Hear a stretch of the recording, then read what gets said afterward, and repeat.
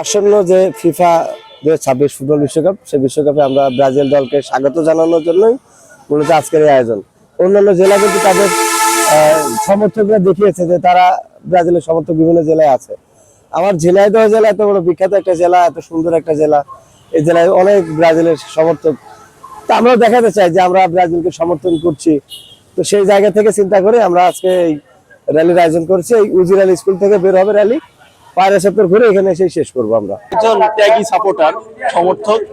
এর কারণ হচ্ছে আমি যখন শিশু থেকে কেবল বুদ্ধি আমার তৈরি হয়েছে, যখন বুদ্ধি জ্ঞান বুদ্ধি সম্পন্ন একজন মানুষে পরিণত হয়েছি, তখন থেকেই আমি ব্রাজিলের একজন সমর্থক। আমি ফুটবলকে ভালোবাসি। আর আমাদের যে ব্রাজিল একটা টিম, এটা খুব সুন্দর গোছানো একটি ফুটবল টিম। চলে যাবে হলুদ হলে যে সে ব্রাজিল, আর আকাশ নীল হইলে যে সে আর্জেন্টিনা, কি করে বুঝবো? হলুদ যারা দাঁত মাজে না, আর্জেন্টিনা সাপোর্টার মাঝে কি নাই যে যারা দাঁত মাজে না, তাহলে তারাও কি ব্রাজিল ধরে নিব? মূলত হচ্ছে যে বিশ্বকাপ সামনে, আমরা জানি যে বিশ্বকাপে মানুষের উন্মাদনা এবং মানুষের যে ভ্রাতৃত্ববোধের একটা জায়গা তৈরি হয়, সেই জায়গা থেকে আমরা আসলে ব্রাজিল সমর্থক গোষ্ঠী ঝিনাইদহের ব্যানারে আমরা এই বিশ্বকাপে আমাদের একটা যাত্রা শুরু করেছি। এবং আমাদের এখানে কয়েকটা উদ্দেশ্য আছে।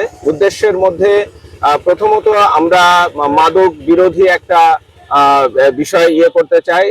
বিশেষ করে যারা বিভিন্ন পর্যায় থেকে নেশার সাথে জড়িয়ে গেছে, তাদেরকে আমরা মাঠে ফেরাতে চাই। তাদের খেলাধুলার মাধ্যমে আসলে মানুষকে বিকল্প একটা কিছু না দিলে মানুষ আসলে নেশার জগতে চলে যায়।